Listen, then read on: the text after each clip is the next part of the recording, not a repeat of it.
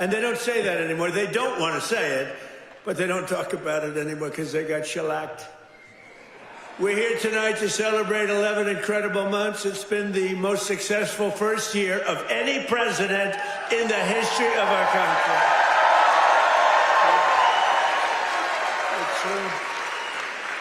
It has been, isn't that a big statement? But it's a statement that you read all over the place. I mean, who could have done better? I don't think anybody could have done better than us, not me, than us. We're in this together.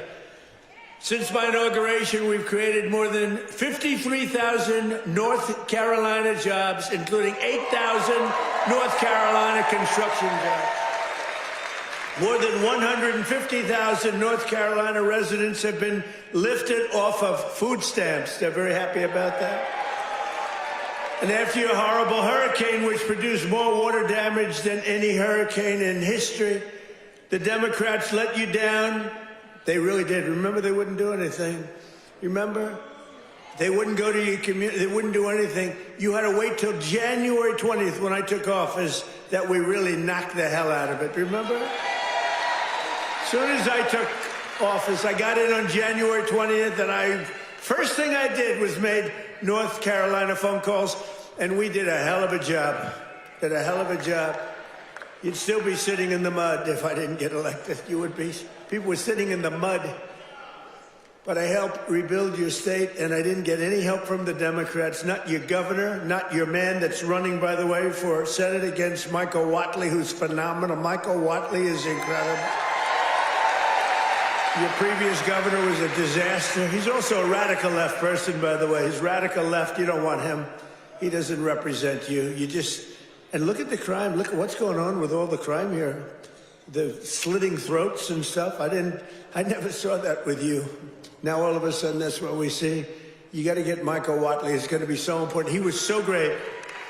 Don't forget, I took Michael and I put him as the head of the party because he did so great. We won the state all 3 times, and it was like a rock. He didn't allow cheating in the second time. I watched all these states, boom, boom, we're leading. People went to sleep, it was over. Then they dropped ballots, they cheated like hell. The only good thing is this is a far better term than it would have been had I done it the more traditional way. It really is. It's a more powerful term. It's a more powerful term, and the biggest news of all is yesterday, it was announced that inflation is far lower than anybody expected. I told you. Beating every one of the 61 forecasts from the so-called geniuses, the experts. We're the geniuses, not them. We now have the lowest core inflation since March of 2021, and we're just getting started. It's unbelievable. And that's despite taking in billions and billions and billions, hundreds of billions of dollars in tariffs. Remember they said, the tariffs will cause inflation. Just came out with the best inflation report we've had in years. And lots of cash, too. In fact, 1776, right? $1,776 goes to our military. You know, it was 1,775. And that was the number, that was just a lump. I said, if we had $1, we got 1776. Somebody said, that's genius. I said, well, I'm smart. I said, for $1, and I'll get these ladies who are loaded with money to pay for it from North Carolina. Their husbands can write a check in 2 seconds, take care of it. No, think of it, for $1 more. They said, I can't believe we didn't think of that. Only hours ago, I left a meeting at the White House where we cut the cost of prescription drugs by 300, 400, 500, and even 600%. And I'm doing what no politician of either party has ever done before, standing up to the special interests and demanding lower prices for the American people. This is what we're doing. It's called favored nations. And nations all over the world were screwing us. We would have prices that were 10 times higher than the prices they were charging in London and in Paris and all over. all over the world, we had the highest prices for drugs because we had politicians that wouldn't. I did it in the beginning, at the first, but then we had a thing called, you know what happened, COVID? And it was sort of hard to go after France and Italy, say, listen, on top of all your COVID all over the place with everyone dying, we want you to pay a lot of money for drugs. You can't do it. But we did it, and nobody's ever even thought of doing it before. I've negotiated and really did it directly with 17 of the world's largest drug companies, as well as foreign nations that were taking advantage of your country for decades, many decades. For years, Americans have been paying the highest drug prices anywhere in the world by far, 10 times more sometimes, 15 times more, while other countries pay drastically less for the exact same drug made in the exact same plant, in the exact same country. But under my most favored nation, you know what that means? It's a legal term. Drug pricing executive order, I just signed a couple of months ago, and is now being implemented. We have declared that the United States will now pay the same price as the lowest price of any country anywhere in the world. And we should, honestly, this is the biggest thing to happen in medicine, I think, since the founding of our country. You know, I don't mind. Go ahead. They actually have a great location. You know, we've had people that look so good behind me that some of them went to Hollywood and actually did very well. You know? See, they may have a better location, but nobody's going to Hollywood. They can only see the back of your head. Look at all the television. Look at all those cameras. It's crazy. But we did something nobody's ever done before. Nobody's tried. Nobody thought they could do it. Don't forget, the drug companies turned out to really do the right thing. They really did. And they were there at the White House today. You saw some of the biggest companies in the world were there. The rest of them are coming next week. But the big problem was foreign countries. They would have to take their drug and raise it from $10 to $20 to $30, maybe to $100, maybe 10 times more. But it really doesn't work that way because the world is a bigger place than the U.S. And so you're not going to have to raise it that much, but you have to raise it. And they always said for 50 years, they say, let the United States pay. And for 50 years, the United States got screwed because we're paying so much more. Drug that was selling for $10 in London sells for $130. That's 13 times more in New York. 13 times more, so $10 in London, $130 in New York. And now that drug will go up for the other country from $10 to only $20 or maybe $30, and it will come down from the United States of America to $20 from $130. Think of that. Think of that. That's the biggest price reduction. When you talk about cutting prices, cutting costs, and cutting prices, you talk about affordability. You know, the Democrats, they're the ones that got us into the mess. They're the ones that caused the high prices. And then they come out and they look at those fake news people back there. They go, this election's about affordability. They go, let's talk about it. No, I'd rather not talk about it. Because they can't. They're the ones that caused the highest inflation in the history of our country, which led to the highest prices in the history of our country. I inherited the mess. I got the prices down, and they're going down still further. Look at gasoline. A lot of areas now in our country, $1.99 a gallon.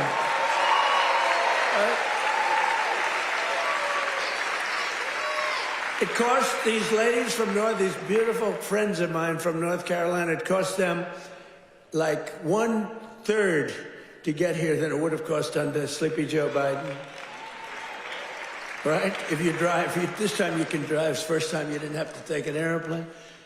But we had 9 blockbuster agreements. We had 9 of them with the big drug companies just today. The rest are coming over the next couple of weeks.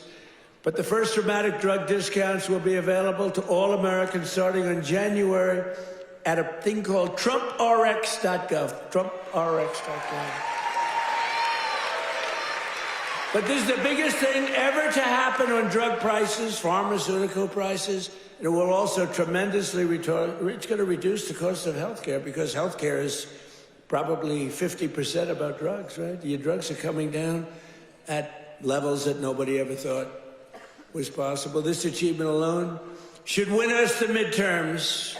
You know, if we did nothing else, I said today, you know, you're talking about like this massive reduction in drug prices that affects everybody. Older people, younger people, middle-aged people, sick people, well people. It's not just like patients, it's everybody. It can never happen. Nobody would ever have done this. It was very hard to do. I had countries laughing at me. I said, listen, you're going to have to double and triple your drug prices. They said France, as an example, UK, European Union. They said, you must be kidding.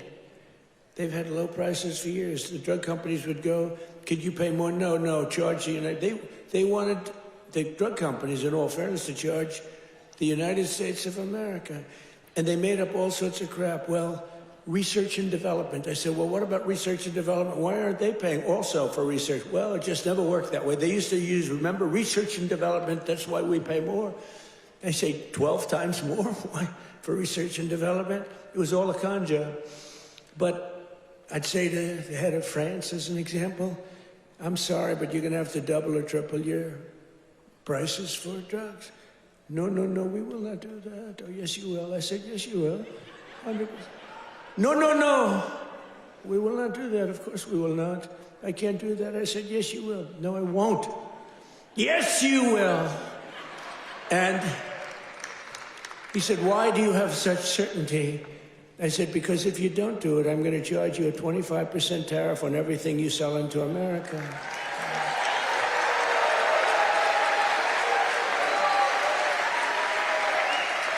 And I said, because that was really the sticking point. They just would do it. They told the drug companies for years, we're not doing it.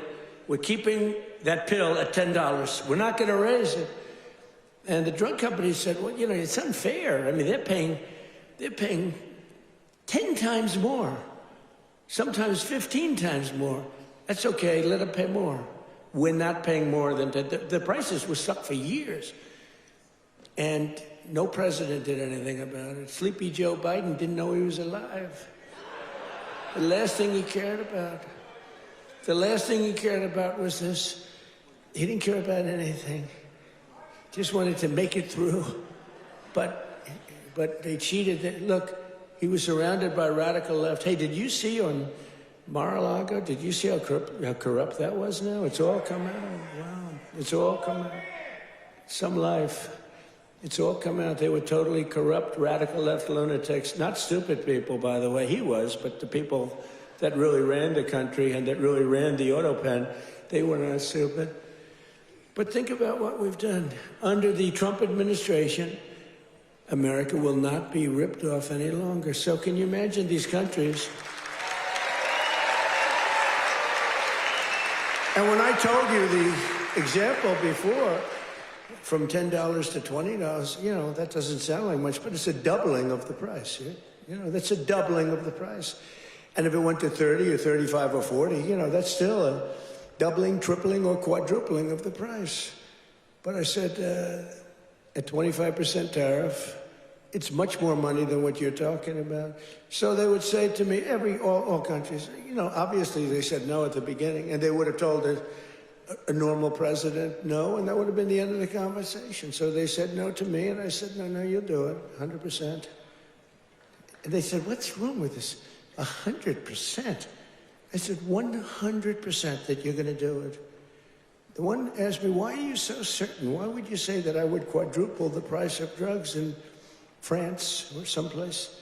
I said, because if you don't, we're going to charge you a 25% tariff. That tariff is worth 5 times more money than you're talking about. And there was dead silence on the phone. And then when the gentleman, Emmanuel, he's a wonderful guy, when he spoke, he said, you have a deal. Have a deal.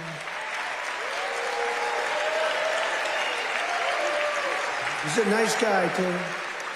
But you can't blame him, you know. This has been 40, 50 years. You can't blame him. But it was the same conversation with everybody. No, we can't do that. No, I cannot double the price of my drugs. I said, no, maybe triple or quadruple. But it's still much lower than we were paying. You know, we were paying a number that was crazy, 13, 14 times more. As president, I'm also taking in the gigantic health insurance companies that have gotten rich on billions of dollars of government subsidies. And I want the money to go directly to the people. I want the money to be paid directly to the people so that they can buy their own health insurance, which will give far better benefits at much lower cost. By the way, what I told you about buying the drugs at this massive dollar discount, it's like from where it is, that's going to have a huge impact on the cost of health care. The current Unaffordable Care Act, commonly known as Barack Hussein Obamacare, was created to make insurance companies rich. It was bad health care at much too high a cost. And you see now that the steep increase in premiums that's being demanded by the Democrats, it was never any good, Obamacare. It was done for the benefit of insurance companies, which totally control the Democrats. That's why you could have a strike on January 30th. You could have another shutdown because the Democrats are totally in the hands of, they're totally controlled by the insurance companies, big wealthy companies. Again, I want the money to go directly to the people so you could buy your own health care, and you'll get much better health care at a much lower price.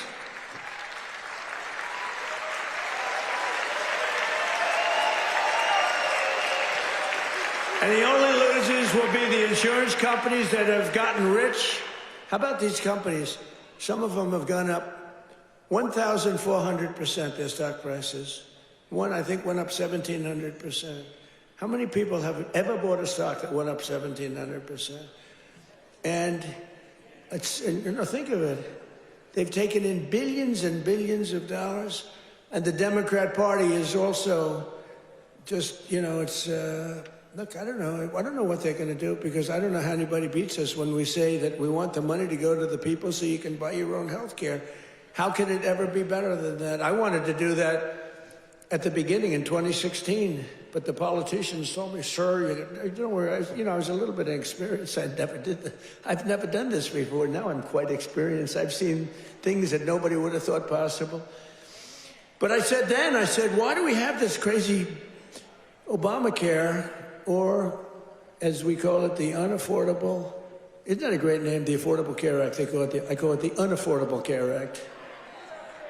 I should get credit. That's a good one. What's better, that or fake news? That or Pocahontas? That? I can't use the names that I used of the Republicans to gain access to the election. But we had some good names, didn't we? But I think the Unaffordable Care Act is pretty good. The UCA, right? They keep talking about the ACA. Think of that. Instead of the ACA, we call it the UCA. The UCA, they say, what is that? The Unaffordable Care Act? It is unaffordable. But it was always no good. But now it's really gone. And with time, it gets worse. Now it's going to be hit big. Remember, I didn't do this. This is Obamacare. This is Obamacare. This isn't Trump. But you don't need it, because let the money not go to the insurance companies. The problem is the Democrats will shut down the government because they are totally beholden. I don't love that word, but they're beholden. They're beholden to the insurance companies. So I don't know what they can do about it, but they'll probably close down the government. It's so simple. The money should go to the people. The people should then take all of this money and buy the best health care there is.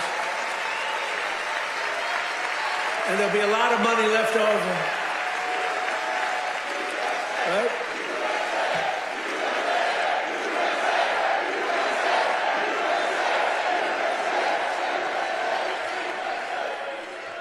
But they'll not be happy. But that's okay with me, because you, the hardworking citizens, and finally you're going to have great health care at the right price, so you're going to have it. Although today I did suggest one thing, because when I was watching these big drug companies get up and talk about things, they were giving free medicine. I mean, they couldn't have been nicer. They couldn't have been better. And they were, giving us a hard time a while ago, but it worked out good. I said, you know what I'm going to do? I'm going to call these insurance companies fat cats. They are fat cats. I'm going to call the insurance companies, and I'm going to set up a meeting with them, all of them, and maybe I'll have the same luck that we had with the health companies, with the pharmaceuticals and the drug companies that we had. So rather than just saying we're not going to deal, maybe they'll give us a deal, like cut the price by 50%, and maybe then it starts to make sense. So I'm going to meet with them. Who knows? Who knows? And I'll either meet in Florida. I'm going to Florida. I'll either meet in Florida because I work all the time. So I'll either meet in Florida or I'll meet in Washington the first week right after we all come back to going to our wonderful jobs. And I'll sit down with, it's like 12, 13 people. It's basically these big monster companies. 13, 14 if I want to be generous. Get 14 people in a room and let's see what happens. Maybe they'll surprise us, but maybe we'll ask them for a 50% cut. And maybe they'll give it. You never know. You saw what happened with the drug companies. They're giving free drugs. I mean, they've been unbelievable. But they do love our country. And I probably think the insurance company guys love our country. They just felt they were dealing with stupid people, so you can't really blame them. Over the past 11 months, we have brought more positive change to Washington than any administration in the history of our country. That's true.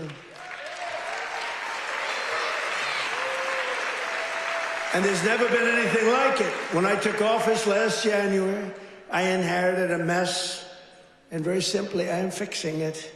Joe Biden gave us the worst inflation in the history of our country. A lot of people say, the fake news says, it's not the worst in history. It's the worst in 48 years. Oh, okay, sorry. No, they do. They say 48 years is okay. But when I say history, they go crazy. That's when I let them win. I say, I'm sorry, apologize. I like that hat, 47.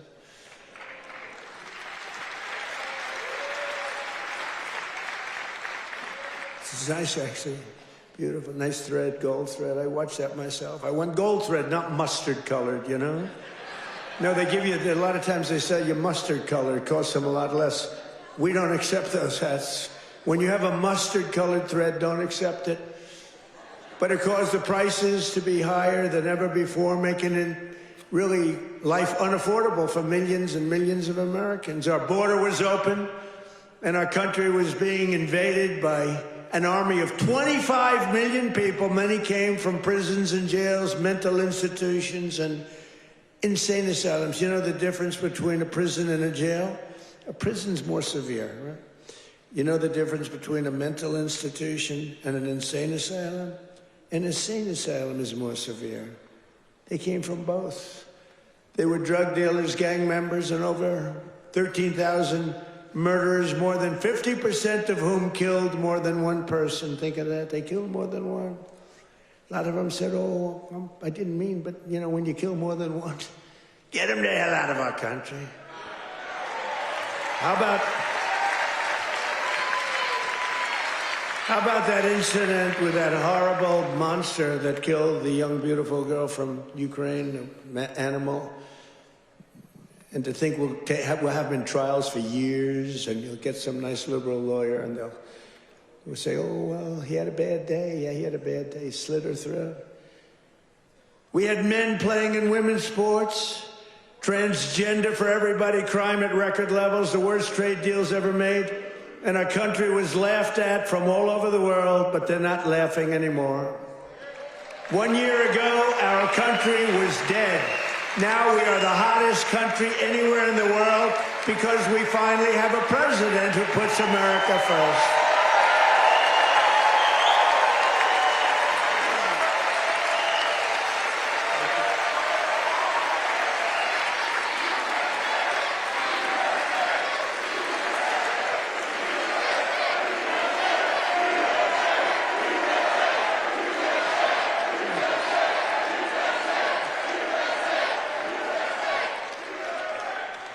The last administration and their allies in Congress looted our treasury for trillions of dollars, driving up prices on everything. at unprecedented levels. How about the new thing in Minnesota with the Somalians? They stole, now it came out, the great U.S. attorney up there, they came out, think of this, $9 billion, and they think that's just the beginning. They stole, think of it, in their country, they live on nothing, they have nothing. They come here and they steal $9 billion. Are we stupid? I mean, how do we allow that to happen? Ilhan Omar should be sent out of our country. She should not be allowed to be a congresswoman. She married her brother either to stay or to get him into the country. And yesterday she, I guess, made up a story. She said the police attacked her son. They stopped the car and the police said, we never attacked him, we never stopped him. It was a made-up story. She's a con person, she's full of con. She says, zero. She said, you ought to get her the hell out of our country. That's what you ought to do. She made up a story that the police stopped her son's car and they harassed the hell out of him. It turned out to be a fake story. There was no stoppage of his car, and there was no harassment. But think of that, in Minnesota, this beautiful place, once beautiful, I don't call it beautiful, you got a governor who's a stupid person, and a corrupt. He's corrupt and stupid. But he allowed this to go on. He allowed this to go on. Everybody knew what was going on. But what nobody knew is over $9 billion. And the people of Minnesota are not happy. And you know who's running for governor? Mike Lindell. Do we like Mike Lindell? That man suffered. That man suffered. What he did, what he went through because he knew the election was rigged. And he did it. He just did it as a citizen. Mike Lindell, I'll tell you what, every time I introduced him, he got the biggest hand. I hope he does great. He deserves to do great. That man suffered. These people went after him. They went after his company. They did that with me, too, but at least I knew what I was getting into. He was just a guy that said, geez, this election was so crooked. It was so rigged. He fought like hell. That guy deserves to be governor of Minnesota, I'll tell you right now. He's a great guy, too. But I'm bringing the prices down, and I'm bringing them down fast. You know that? As I saw the other day, and as I showed to people the other day, I made a speech. It was very well received. You know, we had one problem. I put up these gorgeous charts, and it says chart. And I'm, sort of talking about the chart. You're reading into a piece of glass. I got no audience. I got just people, very hostile people waiting around. And I'm reading into a piece of glass for 22 minutes, and I talk about the chart. The networks didn't put up the charts. Only Fox put up the charts. Fox put them up, in all fairness. When we get angry at Fox, we have to remember that. They put up the charts, so you could start putting them up now if you want. But we put up these beautiful charts that were very... Look at that.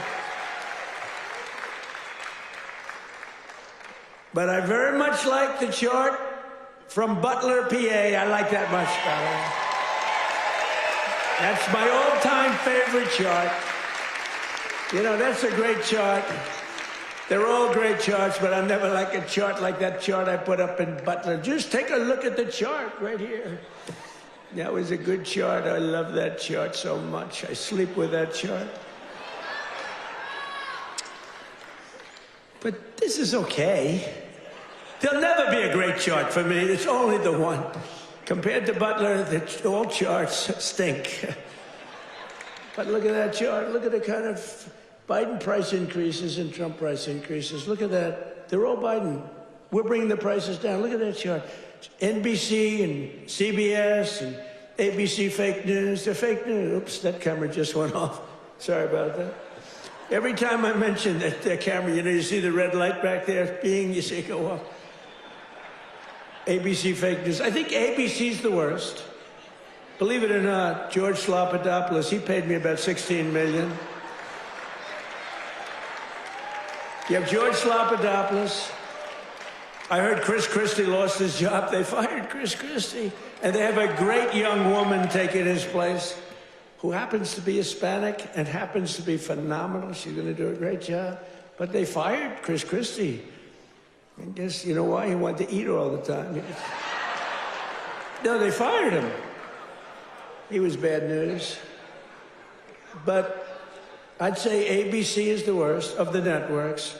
I would then say NBC is horrible. I mean, just horrible. They had this guy on, this fake guy, the fake senator. I call him the fake senator from a place called Georgia, right? And he was talking about all the, you know, things. He says he's a church leader. You know, it's funny, if you go on as a church leader, they talk about church and state, right? He's allowed to talk about. He said, I'm going back to my church and I'm going to pray this morning. I'm going to talk about all these issues. If a Republican said that, they start screaming church and state. They don't scream. But NBC's really bad. And CBS, I mean, I love the new owners of CBS. Something happens to them, though. 60 Minutes has treated me worse under the new ownership than... They just keep treating me. They just keep hitting me. It's crazy.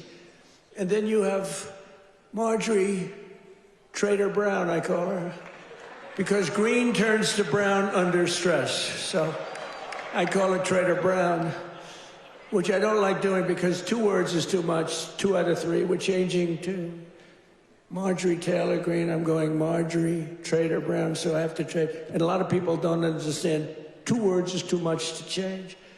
I actually like Marjorie Taylor Brown better, but everyone says Marjorie Trader Greene is good, but they're all good. But what the hell happened to her? She must have been a stone cold liberal. She's on CNN now all the time. Can you believe it? And it was only because I couldn't call her back. You know, I have 218, 19 to change it, but we have 200 and some odd congressmen and women. I have 53 senators. I have 212 countries. I've got a family. It's nice to talk to my family, too. You can't call a president every single day, and then when the president doesn't call you back, she goes around saying, he doesn't call me back. I said, Marjorie, I can't call you back. I got 2. I think, Marjorie, I just can't call you back. I'm sorry. And I wouldn't call her back. And she goes onto a rant. He won't call me back anymore. Sorry about that. You know, you can only go so far. Yeah, once a month, once every week or 2 weeks, but you can't, you know, highly neurotic. Her, not me, but I'm neurotic too. I think I'm probably very neurotic too. I always say controlled neuroses is good. Being neurotic, no good, but if it's controlled, that's okay. It gives you some energy. But what the hell happened to Marjorie Trader Greene? It's unbelievable, but she dropped out because I wasn't going to endorse her, and the person I would have endorsed was going to kill her in the polls. So she dropped out. And then they talk about how brave she is. No, brave would be to stay. And, you know, it's one of those things. But she dropped out. I can't believe it that people can change so much. But you can't go from being a strong conservative to a stone-cold liberal unless you were lying. You know, you can't do that. I mean, you can stop liking somebody, or you can say, I don't know, she's fake. Look, front row Joe, what are you doing in the second row? What happened? Well, you're in the front row. That's good. It's front row Joe. I don't know who's been there, the front row Joes or you? It's pretty close, I think. Very different, hey, very different types. Would you stand up, please, in the front row? Just stand up. Look at these women. Look. How incredible they are. Right? Even front row Joes will admit they're very great, right? Look how beautiful they are. People like you built our country. You built our country. And that's why we love you. You built our country. The people in this room built our country. Under Sleepy Joe Biden, car prices, gasoline prices, hotel rates, airfare, and more went up 30 to 75%. Now they're all coming down. We're all coming down. Take a look at that. Isn't that beautiful to look? The same is true with groceries. The price of a Thanksgiving turkey was down by 33% compared to Sleepy Joe's high-priced era. Don't forget, when you have the highest inflation in history and or 48 years. Do we think 40, and look, in terms of a speech, I think 48 years is the equivalent of history. Do we agree? Can we say? Because they had a piece on me today in one of these fake newspapers, which are all dying, they're all going bankrupt, thank God, but they're the worst, that I misrepresented by saying history. It's actually 48 years. And I said, you know, that's not a bad misrepresentation, I don't think. The price of eggs is down 82% since March.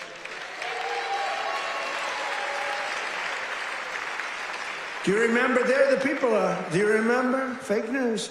Do you remember when I just got elected? It was a big thing. We won every swing state. We won the popular vote. We won by like 312 to 200 and something, and like low 200. And we won everything. We won districts, the word district. We won districts by 2,750 to 525. That's a slaughter. And that's the thing when you see everything's red except for two little lines on the left and the right, meaning New York and California. That's the one that really is incredible. 2,750 to 525. We won everything in a slaughter. We won everything. And what a great thing it was, right? When you can have an election that good. And they tried to rig it. Remember we had the thing? Too big to rig. Remember that statement? That was a big thing. They tried like hell. They gave up at about 9:02. It was too big. It was just a landslide. They couldn't do it. They cheated a lot. But we made it too big to rig, and I appreciate you getting out. I said, the polls had us up, pretty way up. And a lot of times when that happens, you'll say, let's go out and watch a movie, and we'll come back and watch the president win. No, I said, don't watch a movie. Go out and vote. But it was too big, so it came back. What an evening. That was, what was better, 2016 or 2024? Tell me. I don't know. 2016 was pretty monumental. What was better? I don't know. Beating Hillary was fun.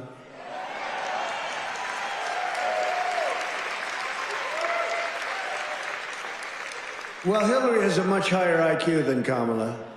I would say, I think Hillary has probably 50 or 60 points higher. Now, Hillary was smart. She was nasty. Whew, I wouldn't want to go home to her. She was nasty. Remember, she was a nasty person. I was going to use a B word. I said, my wife would not be happy. My wife always says, please, please don't use foul language. You know who else does? Franklin Graham. He says, President, he says, I love your speaking ability, President. You're a great speaker, although nobody says it. You know, I get these big crowds, but did you ever see the press do a story that I'm a great speaker? They say, oh, he looked tired. Oh, he's this. Oh, he's that. Yeah, I mean, it's crazy. I get crowds, the biggest crowds in history of anything, not only of anything. They never say, he gave a great speech tonight in front of 45,000 people. Look at the crowds that we get, are the biggest crowds ever. Before the election, we're getting 80, we had 117,000 people show up in New Jersey. It was a great speech. You know what they said? He looked tired. He looked tired. You can't be tired in front of 117,000 people. It's not possible. You've got a lot of adrenaline. The adrenaline is pumping, right? But that's why they're fake news. That's why nobody listens to them anymore. But remember that we slashed the yearly cost of new mortgages by $3,000. Look at the mortgage chart. We slashed them. Look at that. Look at that. Oh, boy. Look at how much you made with me and lost with that sleepy guy. But everything now is falling, and the only things that are going up are your salaries, the stock market, and your 401ks. They're going up. Do you remember when I first won in 2024, and I was at my first conference? I'm 2 days in. You know, we're recovering from all the hoopla. 2 days in. In fact, I took a day off. They said, something's wrong with the president. I said, I just got here. There's nothing wrong with me. Something's wrong. You took a day off. What's wrong with the president, right? Every time, do you remember when I had 28 news conferences in a row over 28 days? Sometimes I gave 2 or 3 in one day. And then I took my beautiful Kai, my beautiful granddaughter's a very good golfer. I took her to play golf one morning, and I was in the office very quickly. Something's wrong with the president. Do you remember the rumor was that I had passed away? Do you remember that?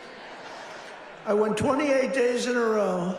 I took the kid to play golf. And we play very fast. She's good at, I'm a very good golfer. And we play very fast. We play in 2 hours. We're dinning. I mean, I said, baby, I got to get out of here. I'm sorry, honey. Enjoy your day. Go hit balls or something. I got to get out of here. I got to go to work. And I got a call. A friend of mine, oh, you're okay? And I said, yeah, what's wrong? I said, I'll be back in the Oval Office in 30 minutes. Oh, I said, what's wrong with this guy? Then I got another call. Oh, you're okay. They said that I had passed away. Do you remember that? First day in 28 days, these people are sick. That's why I've taken more physicals, because I think you have an obligation to, report. And I hate when they put out false reports. So they put out a report that Donald Trump... So I took a lot of physicals. And I did something no other president's ever done. I took cognitive tests. Because I know that, and by the way, not easy. You get to those last questions, those last 10, 15 questions, nobody on that stand could answer probably any of them. And I got them, I aced them. And no other president's taken a cognitive. Could you imagine Sleepy Joe taking a cognitive test? I don't think it got the first question is like, what is this? And they show a lion, a giraffe, a fish, and a hippopotamus, right? And they say, which is the giraffe? So that's the only question. But what happens is it then gets harder. I don't think Joe would have gotten the first question right. He would say hippo. I want the hippo. But anyway, I've taken now 3 cognitive tests. I've aced every single one of them. And these are, this is that big stuff. This is Walter Reed. I've got a whole team of doctors all over the place. If you get them wrong, I said, what do you think? Should I do it? They said, well, here's the good news. The good news, if you do well, that's great. Actually, if you do well, they won't report it. If you do badly, it's going to be the biggest story in history. They said, it's possible that if you do badly, the word will leak out and you'll look very bad. I said, this was on my first test. After that, I knew that I can do very well. Smart person. So what happens is first test, I said, how hard is it? He said, well, after the 10th or 12th question, it gets, very hard. And I said, well, what do you think? They said, look, if you're going to do well, but if you're not going to do well, it's probable that the word will get out. I said, well, let's do it anyway. And I did it, and it was actually good. For a year, they called me a very intelligent person, but then they forget. Then I did it again. I aced it again. They report it. And these are doctors that I don't even know, and they report it. And then I did it a third time a few months ago, and they reported. But it's very small reporting. But can you imagine if I did badly, right? Could you imagine that, front row Joe? Would I be in trouble? They'd say, there's something wrong. But I like to do it. But I had perfect health. And they reported his health is perfect. And they interpret that. And the fake news interprets when the doctor says he's got perfect health, they go, what does he mean by perfect? There's something wrong with the president. These people are sick. Now, there will be a time when perhaps it won't be 100% true with all of us, right? And when that time comes, I will let you know about it. In fact, you'll probably find out about it just by watching. But that time is not now, because I feel the same that I felt for 50 years. I really do.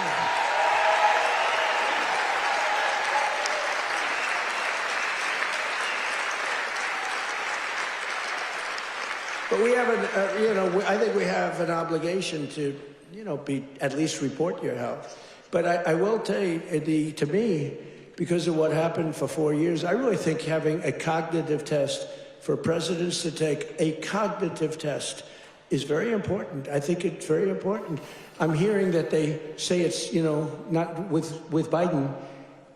They said it was not constitutional. That was the least of his problems. But I think it's very important that a president or people running for president and vice president take a cognitive test. I mean, I think it's a very important thing. I don't know. They say you shouldn't do that. It's unjust. It's not constitutional. They say all these things, but I do. I really believe that. Under Trump, wages are rising much faster than inflation for the first time in many years. Think of that. Wages are rising faster than inflation. That's what it's all about, right? And we're delivering lower prices and bigger paychecks. And the wage chart that you see up there is incredible. That NBC didn't put up and the networks didn't put up. There are more people working today than at any time in American history. And very importantly, while tens of thousands of new jobs under Biden were government jobs, there were government jobs. I could do that right now. You saw today we had 4.5% inflation. That's because I'm letting go of tremendous numbers of government workers. We're replacing them. In fact, we've reduced the federal workforce by 270,000 jobs. That's not to be mean. That's to get them off. And they are getting jobs in the private sector, and we're helping them to get jobs. But if you have all government jobs, we're going to be, a country that we don't want to mention names because we don't want to insult, but we're going to be a country that cannot be great. 100% just came out, 100% of all jobs created since I took office have been in the private sector. The only way to make our country great. Think of that. 100% of the jobs created are in the private sector. Now, if I want to make some good numbers, I'll add 300,000 jobs. I can do it with one phone call. Each agency hire 25,000 people today. They hire them immediately. They pour in, and the 4.5% would be down to 2.5% in a matter of moments. I could get it down to zero. Hire a couple of million workers, please. Oh, the country's booming. We're down at zero, but that's the destruction of a country. That's what Biden used to do. They used to hire 10 people for one job. They'd have 10 people, would look at a job and would say one person can do the job, but let's give it a break. Let's do two and they'd have 9 people for one job. And that's really tantamount to a failed country. In 4 years, the last administration secured less than $1 trillion in new investments in our country. Think of that. 4 years, less than one. 4 years, the whole term, less than $1 trillion. In 10 months, I have secured a record-breaking $18 trillion more.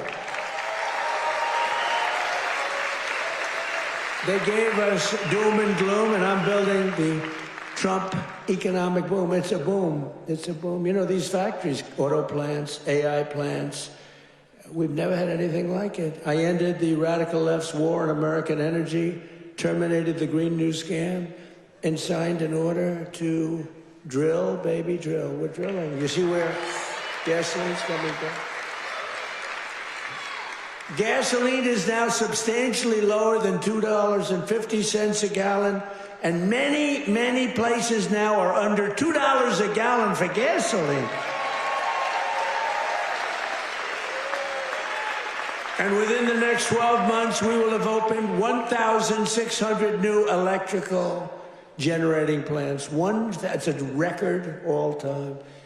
Because, we need tremendous amounts of electricity for AI and for all these plants. Electricity prices will fall very dramatically when these plants are open. To protect North Carolina workers, we imposed 25% tariffs on foreign automobiles, 50% tariffs on foreign steel, and I approved 25%, 30%, and 50% tariffs to save North Carolina's cherished furniture industry, which has been decimated by China. I used to come here a lot for one reason. I'd build hotels, and I'd build different buildings, and I'd come here to your furniture area. I used to love it. Those people were so talented. I'd buy so much furniture, and that was before politics. I did great. I was very good at real estate, I would tell you. But I used to come to North Carolina to buy furniture for lobbies or furniture for hotels, and I was here a lot. I mean, you've been decimated, but it's coming back now because I put tariffs on, big tariffs, actually. But I remember I'd say to a guy, I like that chair. You don't realize what I did. I would look at a chair. The arm of a chair was very important to me. I said, I like that chair, but this arm has to be a different shape, and you got to chisel that. I'm a very aesthetic person, believe me. Except with women, I don't care what a woman looks like. I used to say beautiful, now I don't care. Since politics, I never mention looks anymore. The most beautiful woman can walk right across. I don't even look at her anymore. Because in politics, that's the sign of death. We don't look. But I do look at the arm of a chair. And I'd say to your artists, they were artists. They were artisans, you know? I'd say, no, can you give a different curve? Can you do a little more carving at the end? They would, right in front of me, bing, bing, bing, bing, bing, bing. They were like geniuses. You lost the business. It went to China and other places, but mostly to China. Because they never put tariffs on, just like they didn't put them on chips, just like they didn't put them on cars. You lost 58% of your car industry. By the way, it's all coming back. Some of it's coming back here. It's all coming back. Because to bring a car into our country is costing 25 to 50% tariffs now, and they can't do it. They can't compete. Tariff is, and I won't say it because it gets me in trouble, my favorite word. My fifth favorite word. Do you remember when I said the word tariff is my favorite word in the dictionary? Remember that? And then the fake news got me. What about religion? What about God? What about your family? What about your wife? What about your children? I said, they got me in this one. So now tariff is my fifth favorite word. And now I'm okay. It's my fifth, 5. Now I'm okay. But starting in the new year, the people of North Carolina will also see the dramatic results of the largest tax cuts in American history, including no tax on tips, no tax on overtime, and no tax on Social Security for our great seniors. No tax for our seniors. Tell me what? Let's do a poll. Because, you know, these pollsters charge you $1 million to ask a question, then they just write down an answer. They don't do polls.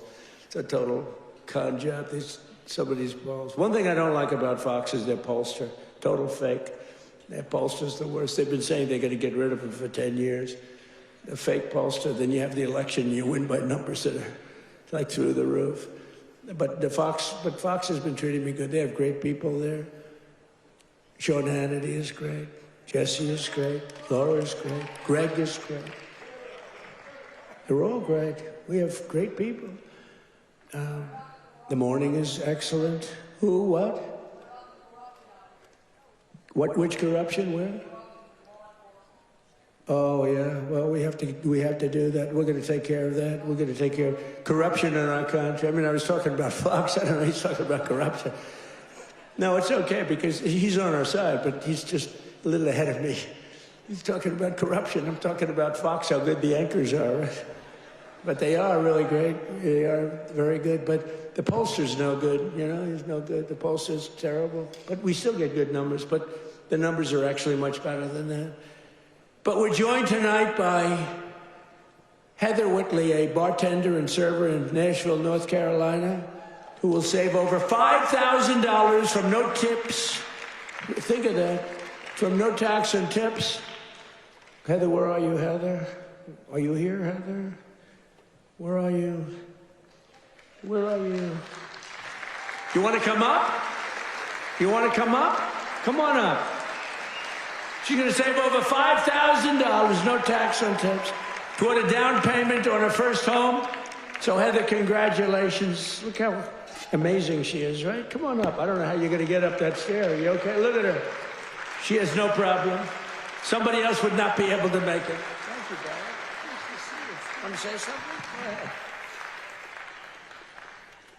Well, it's been a tremendous help. It's now allowed me to invest in my first home, and that is the American dream for all of us. I don't have much to say, so sir. Good. Thank you so much. You said it perfectly. Thank you, Barry. Thank you.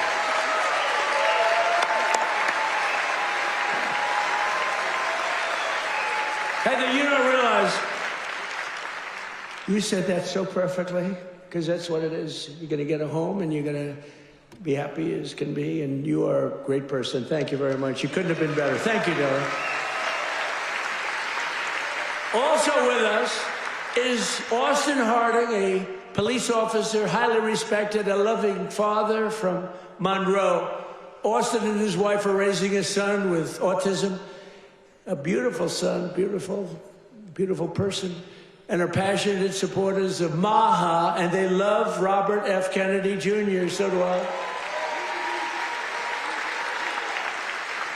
And with no, thank you, Austin, and with no tax on overtime, Austin will have thousands of dollars, many thousands of dollars more to help care for his wonderful son. Last but not least, we have Carolyn and Charles Thurston, who run a successful small business providing care to senior citizens. That's great. Not only did we make their small business tax deduction permanent, helping them to expand, but under no tax on overtime, their employees will have much higher take-home pay, and that makes their job a lot easier. So, Carolyn and Charles, please stand wherever you may be. Oh, that's great. Thank you. So it's going good? Going good? Good-looking couple. Thank you very much. Another key part of our tax cuts is known as Trump accounts. You hear about that? You put money in, and they are knocking them dead. It's great. It's Michael Dell Computer. He put up $6.25 billion. How do you like that? He started with no money, and now he puts $6 billion plus into the first accounts. I mean, think of that. $6 billion. It's, to be exact, $6.25 billion. Even the second part is a lot. And we've had a lot of great Wall Street titans and a lot of great real estate titans. They're all putting money in Trump accounts. It's for kids. They get a certain age and they're going to have money. It's going to double and triple. Hopefully, it'll do well. Under this new program, the federal government will be creating an investment savings account for every single newborn American child with $1,000 to be invested and grow over the course of their life. So they'll reach 21 years and, you know, they could be very good. They will consider themselves rich. I mean, it's a lot of money, actually. Friends, family, employers, and loved ones will be able to add thousands more each year, like a trust fund for every American child. It's something that people have wanted to do, but honestly, I give Mr. and Mrs. Michael Dell can go out and buy a computer from Dell, because I'll tell you what, they love the country. Great people. Every single Democrat in Congress voted against these incredible benefits. Every single Democrat said no, including a guy named Don Davis right here from this district. He voted against it. That's why you got to vote against him. Don Davis voted against no tax on overtime. He voted against no tax on tips. And he voted for the largest tax increase in American history. He wanted the largest tax, and he's your congressman. So I don't know if you know him. And honestly, I'm good at politics. I never even heard of this guy, so he hasn't made a big impact.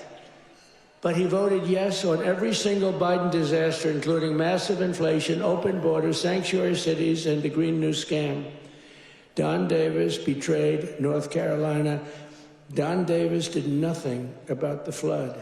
He did nothing about the hurricane. I did it all with your congressman and with a couple of Republicans from your state that put their lives on the line to make sure this got done. And we had to wait till January 20th. They wouldn't do a damn thing. The waters didn't recede. They were living in areas that didn't have water, and now they were surrounded by water.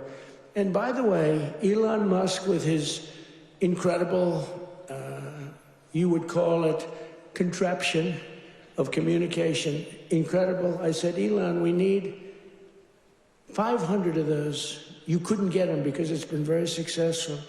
He said, you'll have them tomorrow. Got to give him credit for that, you know. I have my little disagreements with him.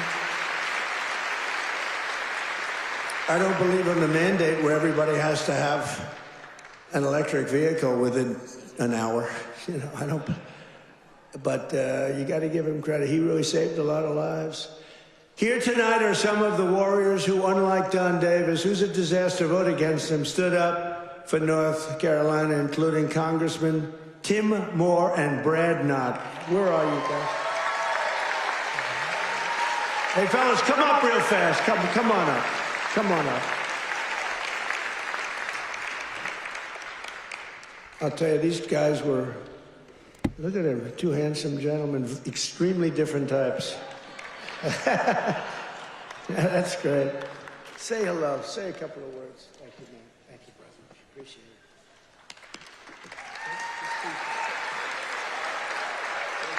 Well, everybody, I was with the president when he had his first trip once he took the oath. And where did he come? North Carolina. As we gear up for the midterm cycle, where's the first state that President Trump has come? North Carolina. He knows what you know. It's the people that make this country great. It's not the government. It's not regulations. It's people just like you. And let me just tell you this. The fight is long. It's hard. I'm new to this, and I have been amazed at how hard the president is fighting for you. So let me say this simply and with my whole heart. Stay with us. We hear you, and we're going to keep fighting for you. Thank you so much. I guess I'll have to lower the mic, Mr. President. Let me just say, echo what Brad said. I cannot think of a better president in the history of the United States. Someone who loves this country, who does so much. Mr. President, I don't know how you do it all. You make the Energizer Bunny look slow. It's absolutely incredible. The leadership that this man shows, not only in our country, but on the world stage. We are finally respected around the world again, and that is not an accident. Mr. President, North Carolina loves you. The United States loves you. Thank you for what you're doing.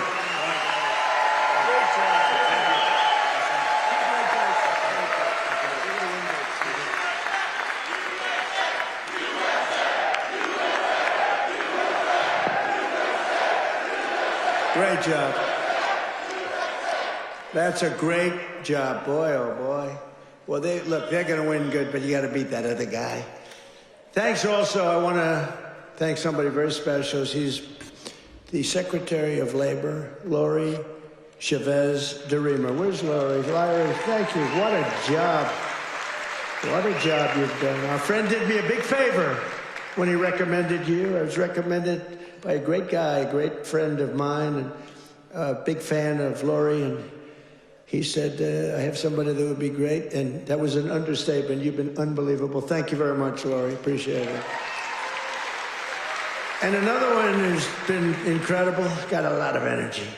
Director of Federal Housing Finance Agency. He's done a phenomenal job. Mr. Bill Pulte. Bill, thank you very much. Thank you, Bill.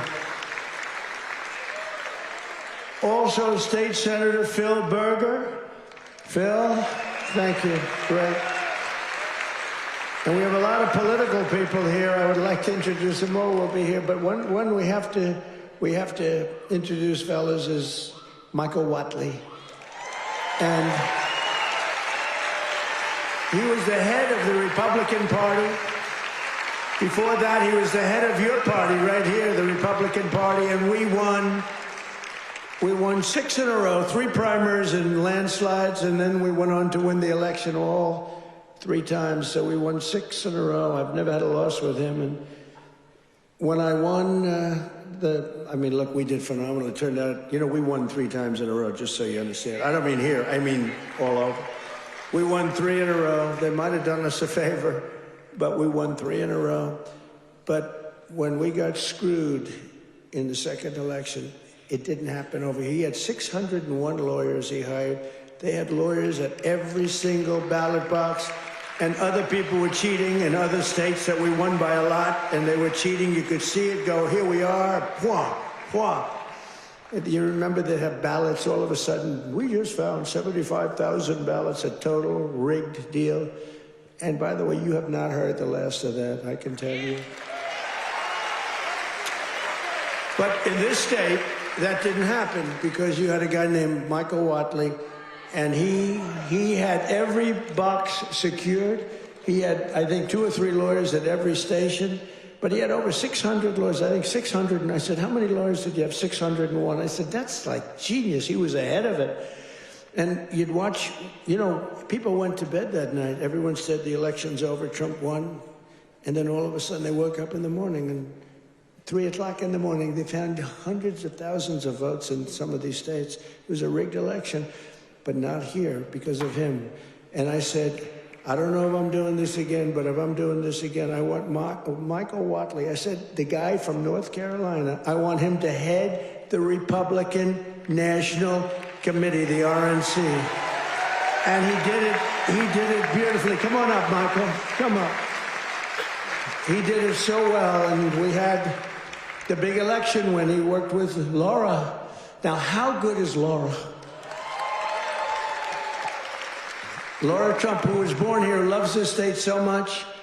She could have done very well. By the way, I think Ted Budd is doing a very good job, too, I have to tell you. And I will say this, Tom Tillis fought with me for the Lumbee tribe, the Lumbee. I love the Lumbee. And he's really been very good. We had a little dispute, but these are, it's fine. He's been really good. Tom has been very, very good, and I appreciate it very much.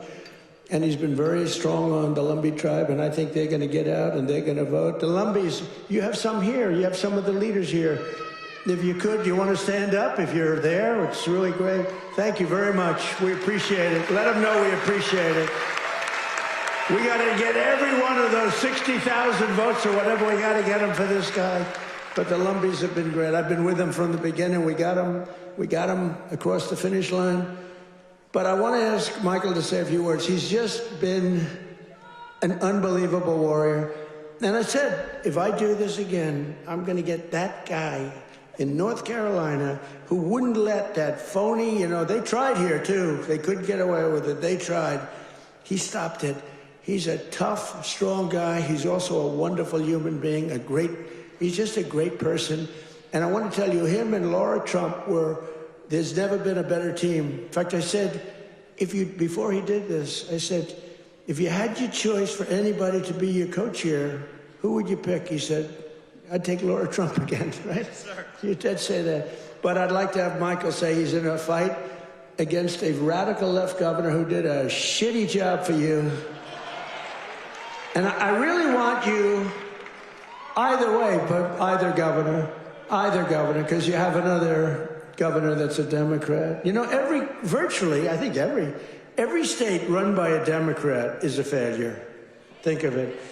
And now your state with all these killings, I never heard of killings, but all of a sudden, and they came in through Biden with his open border craziness, and these are vicious people. But I want this man to say just a few words because it's so important that he wins. You don't want to have a radical left senator that basically wants to have open borders, transgender for everybody, men playing in women's sports. Michael, are you in favor of men in women's sports? I am not. Are you in favor of transgender for everybody? I am not. Are you in favor of open borders? No. Thank you. Thank you, sir. In 2015, Donald Trump came down that golden escalator, said he was going to make America great again. And he was going to do it by rebuilding our economy, restoring our borders, and making America respected around the world again. And I said, I'm with that guy. And we won in 2016, and we won in 2020, and thank the Lord that we won in 2024, and Donald Trump right now is serving as the most transformational president in our lifetime. And President Trump, my pledge to you is this. When I win this seat, when I am the next senator from North Carolina, I am going to be a fighter every day for this great state. I am going to be a conservative champion for North Carolina, and I am going to be an ally to our great president, not just the 45th president, but the 47th president as well, Donald J. Trump.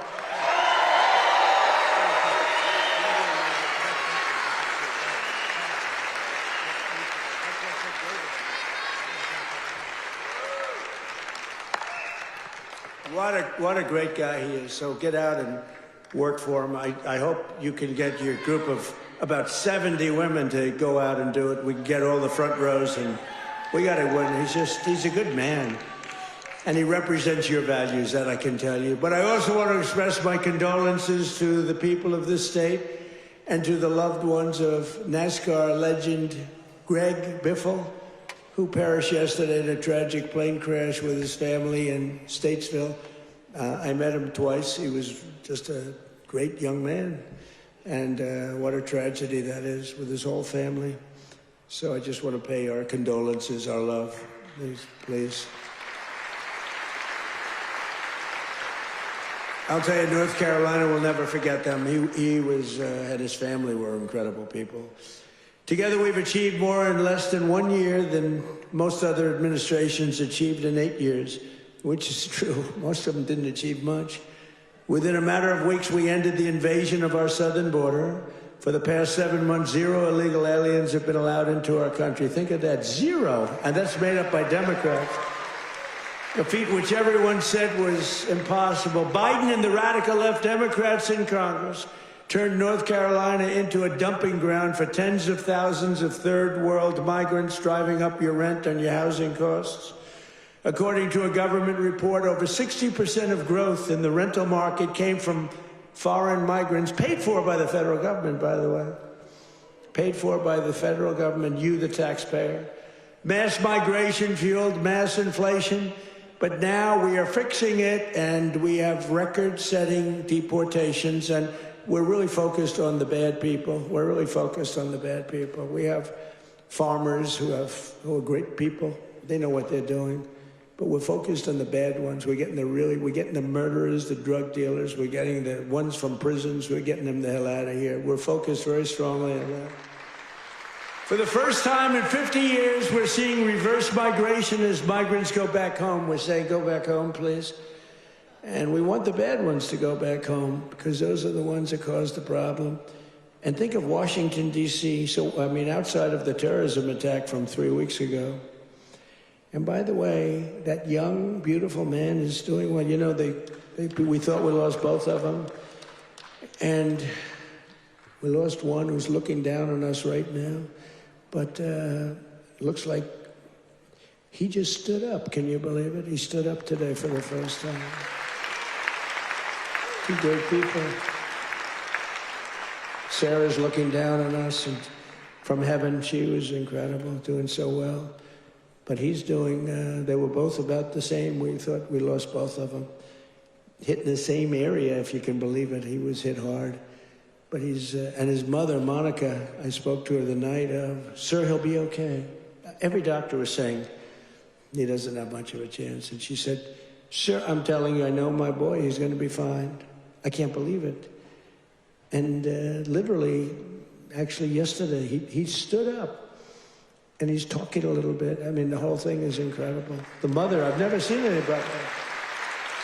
I never saw anything like it. She was so positive. She said, I'm praying, and everybody's praying, the whole country's praying, and there's no way he's going to have any problem. He's going to be just fine. It's not even that he was going to make it. It was like, he's going to be fine. Incredible person. In the year before my election, all net job creation was going to foreign migrants, all of it, 100%. Since I took office, 100% of all net job creation has gone to American-born citizens. The migrant invasion also brought massive crime. What's happening with the killings in North Carolina is indescribable. I mean, for the first time, you're in national news all the time with the killings. That's because you're run by Democrats. 2 weeks ago, an illegal alien from Honduras who entered under Biden walked onto a train in Charlotte with a large knife and brutally stabbed a passenger multiple times in the chest. The same savage criminal alien had previously been arrested 2 months earlier, but he was released by authorities to pillage and kill, which he did. Also recently in this state, you saw this one. Nobody could watch it. Another monstrous criminal with 14 prior arrests plunged a knife into the throat of an innocent young, beautiful girl, Ukraine. She was from Ukraine, who was sitting on a train. You could see she was scared to be there. You could see that, right? Everybody knows what I'm talking about. She walked onto the train. She was afraid to be there. What happened to North Carolina? You didn't have that condition. And then she was attacked from behind violently by this savage. No one can ever forget that look of shock and terror on the young woman's face. It happened so fast as her murderer walked down the train car, dripping with blood all over. Passengers are looking at him. They're saying, what is that? There's blood pouring out from every part of him, from the knife. For years, radical left politicians have been releasing bloodthirsty, violent offenders and criminal aliens back onto your streets under our leadership. We're finally getting illegal aliens and vicious felons off the streets and throwing them out of our country, or in some cases, putting them in the toughest jails in the world because, frankly, we don't want to let them into their country because we don't want to take a chance that these animals will come back. We're restoring law and order in America.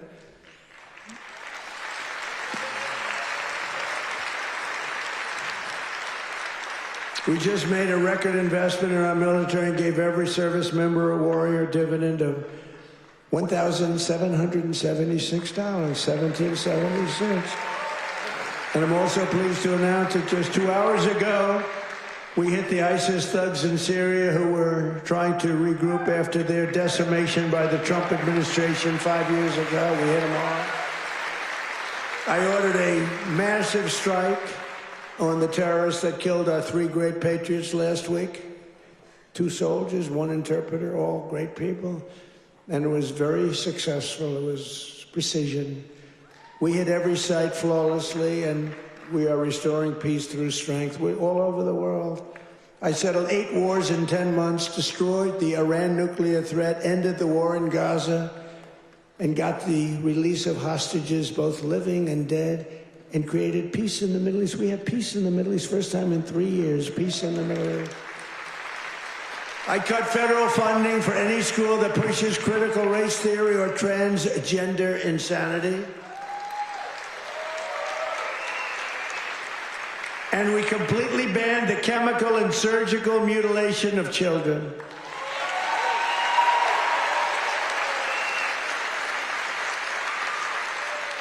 Can you believe I'm standing here, 2025, talking about I banned the surgical mutilation of children? Could you imagine 15 years ago saying that? People would say, this guy's crazy. What the hell is he talking about? The surgical mutilation of children. I banned it. And it's a wonderful thing I did. But can you imagine having to even say it? Or can you imagine having to say that we are keeping men out of women's sports? Frankly, that's less important if you want to know the truth, but it's very important. The surgical mutilation I had to ban, and I did, I banned it. But we're also keeping men out of women's sports. Have you seen some of these records? Have you seen the long-distance race? One of these races go all day. They had champion women. They had some very good men, but not the champions. And one man won the race by 5 hours and 14 minutes and 12 seconds. 5 hours, 14 minutes. Think of that. Won the race by 5 hours. What do? Your parents go back home, go to sleep for a few hours, and come back and meet your daughter, and she's supposed to be thrilled? What kind of crap is that? Or the weightlifting records, where people that never lifted a weight before are going into the women who are fighting national championships, almost Olympic championships, and they're lifting 112 pounds more, and they've never done it before? Or the boxers that are getting decimated? You saw the Olympics where they had two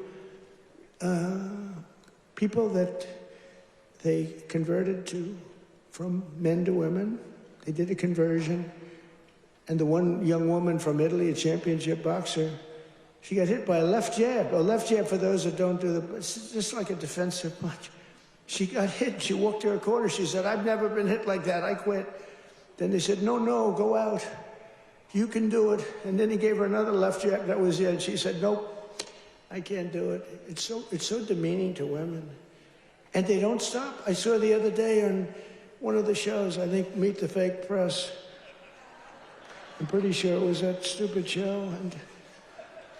And they had a congressman that you all know, a Democrat, saying, no, we have to allow men to play in women's sports. Where do these people come from? Or how about open borders? They're fighting for open borders. If I didn't get elected, our country would be ruined. We would have not had a country. I'm telling you, I'm not bragging about myself. I'm saying we would not have had a country. And now we have the greatest country in the world. I'm telling you, hottest. We're the hottest. We're restoring the name of a great president, William McKinley, to Mount McKinley in beautiful Alaska. That they took the name off and they named it something else. And I renamed the Gulf of Mexico to the Gulf of America. Yeah. That was a good one. Well, you know, I checked for my whole life. I don't know. I guess I didn't do it in my first term because I was the hunted. I had bigger problems. I had these animals trying to attack me at Mar-a-Lago. They went into my wife's closet. And I'll say this. Number one, it's very bad, but it sounds a little strange. They looked at her drawers. You have drawer, and then you have drawer. They looked at both. And she's a very meticulous person, you know, like these people. It's just like she'd fit into your group very well. She'd be very happy with her. But everything is perfect.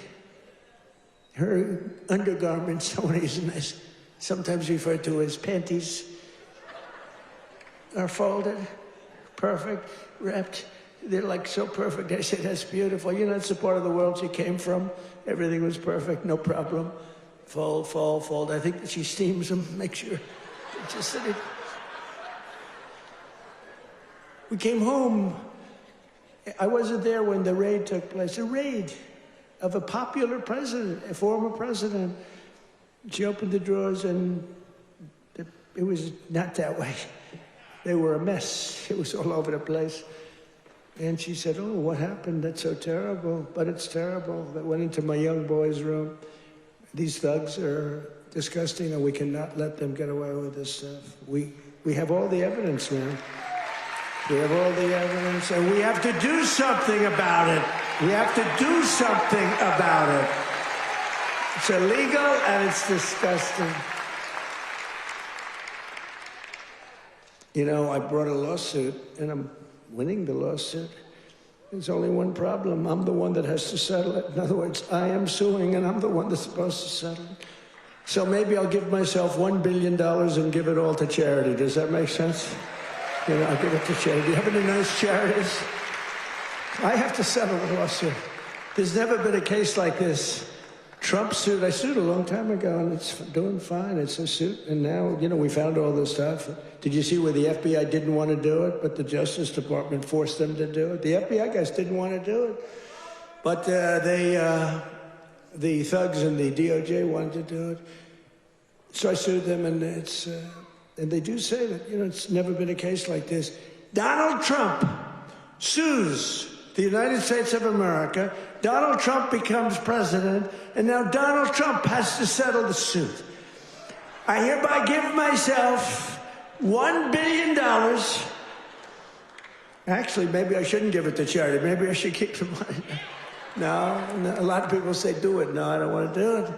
But whatever happens, it's all going to good charities. Is that okay? It's all going to good charities. But isn't that a strange position to be in? I've got to make a deal. I negotiate with myself. From the skyscrapers of Charlotte to the rolling hills of Asheville, from the sand dunes of Kitty Hawk to the streets of Chapel Hill, and from the factories of Hickory to the small towns and family farms across your beautiful countryside in North Carolina, we are bringing prosperity, opportunity, and pride surging back to your incredible home. Together, we're pairing all these people together. You're coming together. You know, it's coming together like nobody's ever seen, but we're fixing 4 years of disaster and decline. The whole world was laughing at us for 4 years. They were laughing, taking advantage of us, friend and foe. And the friend was worse than the foe in many cases. On trade, they were worse. And we're beginning the greatest years in the history of our country. It's called the Golden Age of America. That's what's happening. We were a dead country. Now we're talking about the Golden Age of America. Think of it in 10 months. Think of that. So in conclusion, tonight, after just 11 months, our border is secure. Our spirit is restored. Inflation is stopped. Wages are up. Prices are down. Our nation is strong. And America is back. And every single day of this administration, we will keep on working for the hardworking citizens of America. We will fight, fight, fight. We will win, win, win. And with your help, we will make America powerful again. We will make America wealthy again. We will make America healthy again. We will make America strong again. We will make America proud again. We will make America safe again. And we will make America great again. Thank you, North Carolina. God bless you all.